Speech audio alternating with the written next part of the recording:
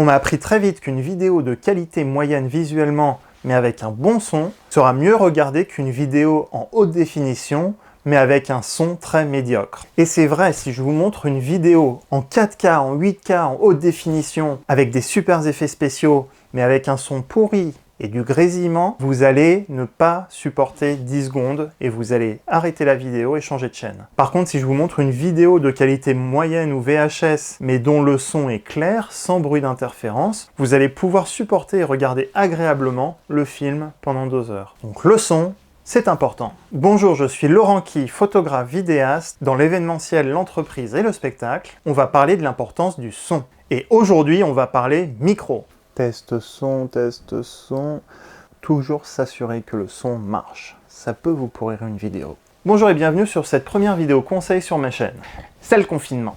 Ouais, il va falloir encore communiquer de la maison, sur Zoom ou divers réseaux sociaux, et en plus en vidéo. Aujourd'hui, je vous propose une vidéo sur l'importance du son et des micros. À qui s'adresse cette vidéo? Plutôt aux entrepreneurs ou particuliers qui veulent communiquer en vidéo et qui ne savent pas comment s'y prendre. On va passer en revue aussi quelques équipements différents. Les professionnels avancés en audio trouveront peut-être, eux, pas leur compte, puisqu'on va commencer vraiment par les bases sur ces séries de vidéos, pour monter après en niveau. On va voir qu'une vidéo avec une image moyenne mais un bon son pourra être plus regardée qu'une vidéo en 4K avec super haute définition mais un son pourri. Au programme dans cette vidéo, on va expliquer pourquoi il est important d'utiliser un micro et qu'il est utile d'investir dans des micros. On va voir les différents types de micros et on va faire quelques petits comparatifs. Mais on enchaîne tout de suite avec le pourquoi. Alors attention, je ne veux pas non plus frustrer les personnes dans cette vidéo. On va parler de beaucoup d'équipements. Certains sont pas trop chers, certains vont être très très chers. Le but du jeu en démarrant en vidéo, de toute manière, c'est qu'au début, vous allez forcément faire des tests. Vous allez faire de la qualité moyenne au début, mais c'est pas grave parce que vous allez évoluer au fil du temps et de la pratique. C'est comme tout. Personnellement, quand j'ai commencé en vidéo, je n'utilisais pas de micro. Aujourd'hui, j'en ai 4 ou 5 car il y a différents cas d'usage, mais surtout j'en ai de différentes qualités parce que au début, j'ai investi un petit peu dans des micros que j'ai gardés et j'en ai racheté de meilleure qualité après. Et en voyant que ça me plaisait et que j'allais continuer la vidéo, j'ai investi dans des équipements un peu plus avancés. Donc ne vous jetez pas tout de suite sur les plus gros équipements immédiatement. Je conseille même de faire un test au début sans micro. Vous allez voir aussi que parler face caméra, c'est pas évident. Et le montage, on n'en parle même pas. Mais on verra ça dans d'autres vidéos. Encore une fois, lancez-vous et apprenez petit à petit, investissez petit à petit, à moins que vous ayez vraiment la certitude de vous lancer et que vous ayez des gros moyens. Pour commencer, pour débuter, pratiquer, c'est bien d'utiliser le micro de son appareil photo, de son smartphone. Mais sachez que c'est probablement le pire micro qui existe. Premièrement, les caméras sont faites technologiquement pour prendre des bonnes photos et des bonnes vidéos, visuellement. Du coup, le micro intégré n'est pas forcément de bonne qualité. Parce qu'on part du principe qu'il va y avoir une prise de son extérieure, externe, au boîtier de la caméra. Pareil pour les smartphones et les iPhones, les micros sont en général faits pour être des micros à portée courte, pour pouvoir juste avoir une conversation téléphonique, mais pas pour enregistrer et réécouter plusieurs fois la voix. Bien sûr, peut-être qu'il y a l'iPhone 15 Plus Max Pro qui va avoir un micro de qualité sensationnelle, mais pour la majorité des smartphones, le micro intégré n'est pas le meilleur. Autre point qui n'est pas l'avantage des boîtiers photo-vidéo, c'est que l'ouverture pour le micro n'est jamais au même endroit. Certains modèles vont avoir des trous à l'avant. Sur ce modèle Sony, le ou les ouvertures pour les micros sont sur le dessus, mais du coup, ce n'est pas forcément un son idéal si le son que je veux enregistrer est devant moi. Et c'est pareil pour le smartphone. Si certains s'amusent à tenir leur smartphone de cette façon, vous allez probablement boucher les micros qui sont positionnés sur le smartphone. Et le son va être du coup dégradé. C'est pour ça qu'il est recommandé d'enregistrer le son avec un micro extérieur. Un autre point qui est à l'avantage du micro, c'est que les technologies audio et son ont tendance à plus trop évoluer. Non, les pros ingénieurs du son, ne me tapez pas dessus tout de suite, écoutez-moi. Pour quelqu'un comme moi qui a des notions de base en audio, qui cherche à avoir un très bon son pour des interviews, mais qui ne cherche pas à avoir un son parfait en 5.1, en 7.1, les technologies audio des micros sont suffisantes aujourd'hui. C'est vrai, aujourd'hui, l'image progresse toujours, on a la 4K, on va avoir la 8K, on va avoir de plus en plus de résolution en image. Bientôt ce sera horrible, vous verrez tous mes boutons sur mon visage. Mais pour l'audio, la technologie des micros est plutôt stable. Bien sûr, il y a des technologies avancées pour tout ce qui est enregistrement son pour le cinéma ou les grosses productions télévisuelles, mais pour enregistrer une interview pour un entrepreneur ou pour faire ses vidéos à la maison, un micro qui a 20-25 ans fonctionnera toujours sur votre dernier appareil photo en 4K aujourd'hui. Car c'est ce type de prise micro que vous allez voir essentiellement dans le grand public, et c'est la même depuis des années. Donc la technologie en soi, elle est là. Si vous investissez maintenant, ce sera du matériel utilisable dans la longue durée. On verra aussi tout à l'heure qu'il y a ce type de prise qui s'appelle XLR, qui est la technologie de référence des micros dans l'industrie de l'audio. Donc faites attention en achetant vos équipements, que la prise du micro est bien compatible avec vos équipements vidéo. Et si on faisait un test micro pour voir vraiment la différence? Là, en ce moment, j'utilise un micro sans fil que j'ai à ma ceinture. Pour vous convaincre, faisons les tests avec différents micros. Promis, cette vidéo n'est pas sponsorisée. Pour ce premier test, un test uniquement avec le micro intégré avec mon appareil photo.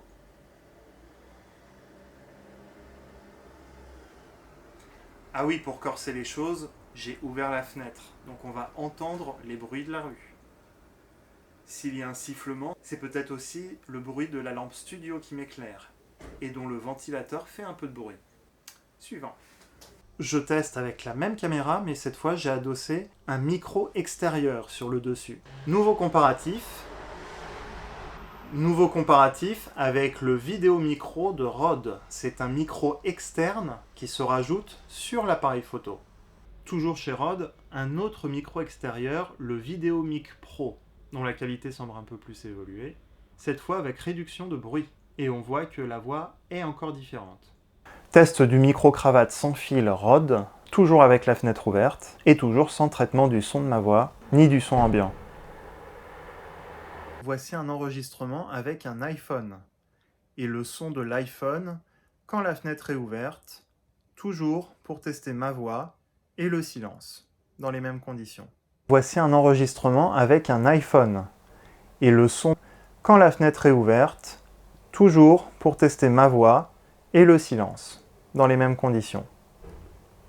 On verra la suite dans les comparatifs d'équipements. Comme vous le voyez, la qualité du son va changer en fonction du type d'équipement que vous allez prendre. On va passer aux différents types de micros maintenant. Il était temps. On va continuer de parler des différents types et surtout leurs usages. Quel micro pour quelle situation surtout? Ça sert à rien d'acheter des micros si vous faites que des dessins d'animation avec de la musique par exemple. Quels sont les cas d'usage que vous allez couvrir si vous commencez de la vidéo?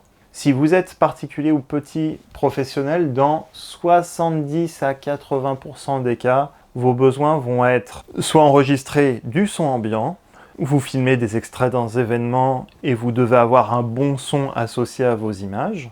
Vous allez peut-être aussi faire des interviews et dans ces cas, il faut prendre le son de la voix de la personne que vous allez interviewer en priorité. Et après, il y a des configurations plus complexes où vous allez devoir enregistrer plusieurs bandes son, plusieurs voix, pour faire votre tournage. Si vous êtes chez vous ou en entreprise mais que vous faites tout le temps des vidéos face caméra sans changer trop de lieu de tournage, un simple micro-cravate va vous suffire. On a le micro-cravate filaire qui va se présenter comme cela.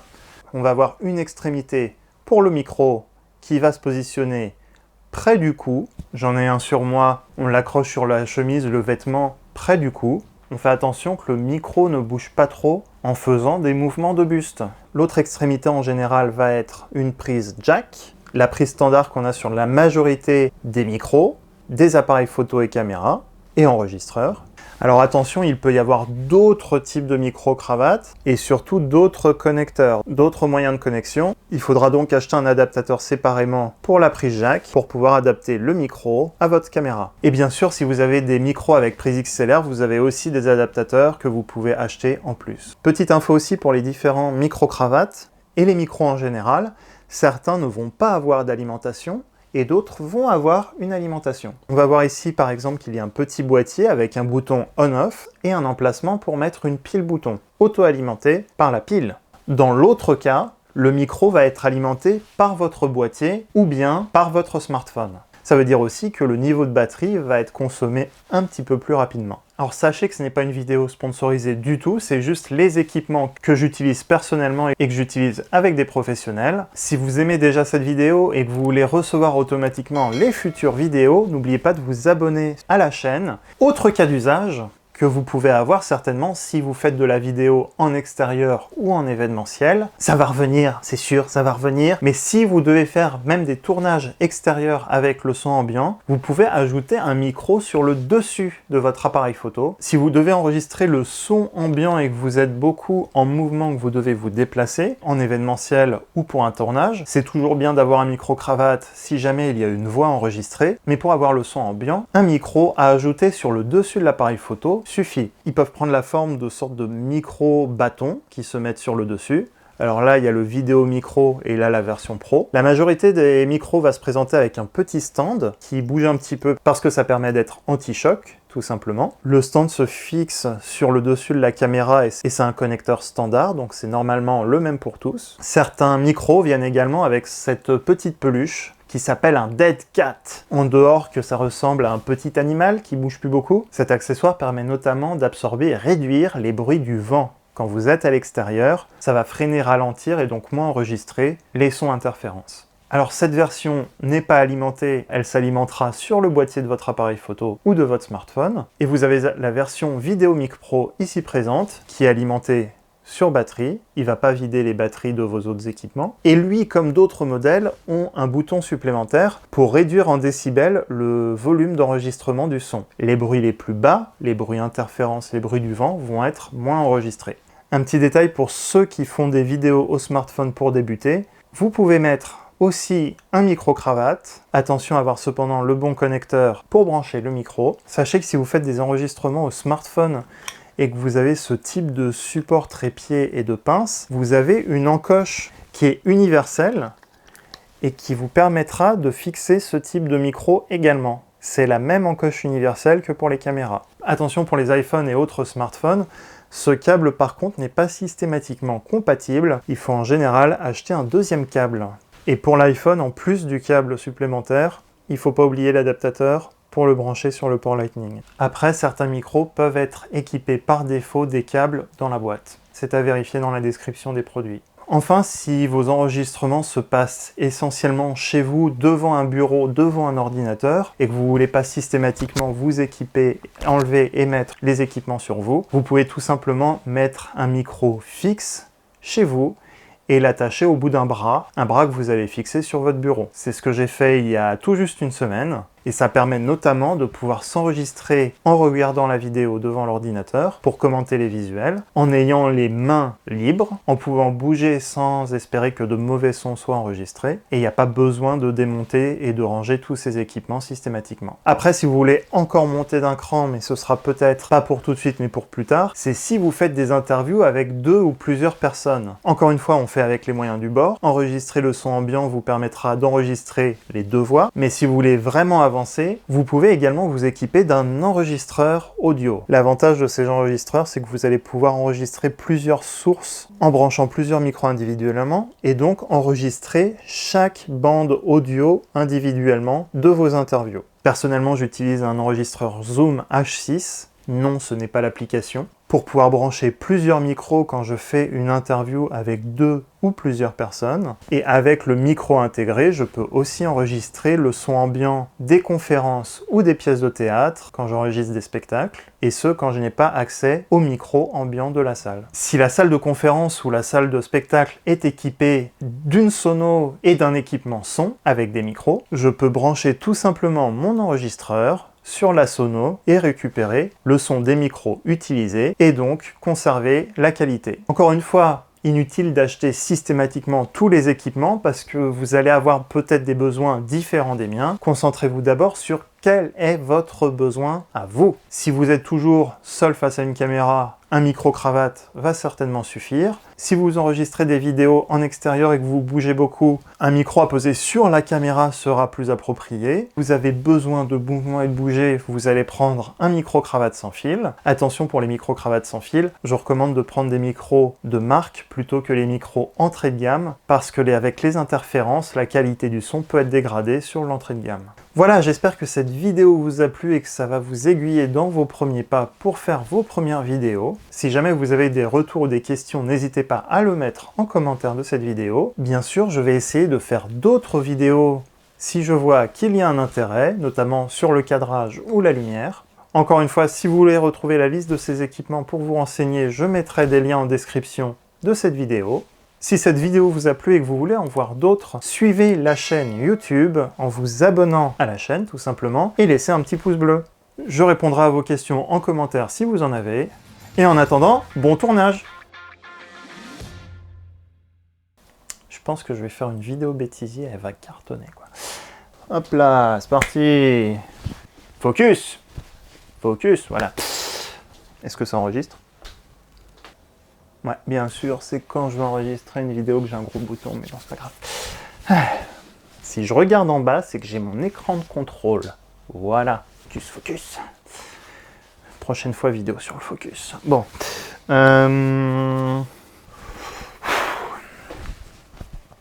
Au programme, dans cette vidéo,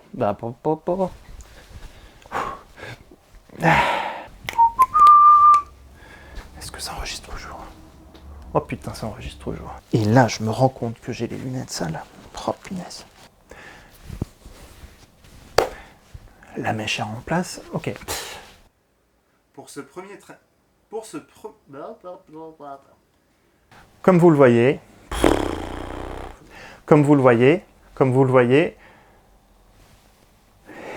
Et je vois plus là. Blablabla. Ah oui, heureusement que j'ai mon script. Écrivez un script dans vos vidéos, sinon c'est...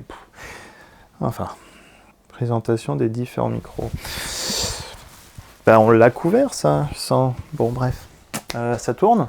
Allô, allô? Ouais, c'est bon. Hop. J'adore me parler à moi-même. Alors... Hey! Un jour, j'aurai un prompteur devant ma caméra. Et un assistant son, et une assistante lumière, et une équipe Laurent Key Studio à fond, quoi. Et bon là, comme vous, je suis tout seul pour la vidéo, là. Alors, on va continuer de parler type et... Allez. On va continuer de parler type et usages différents de micros en fonction de vos usages. C'est pas très français, ça. On va continuer de parler des différents types, mais surtout des usages que je vous... Hop là, mise au point, mise au point. Non, il l'a pas. Là, il y a le camion poubelle. Il faudra donc acheter... Hop là!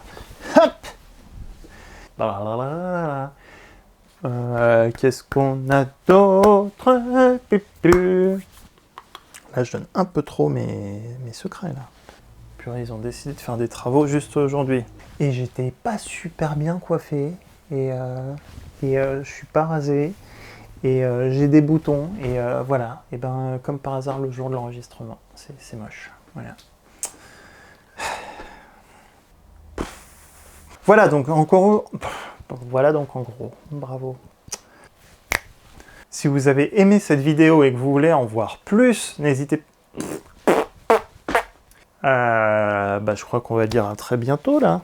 Fin de la vidéo.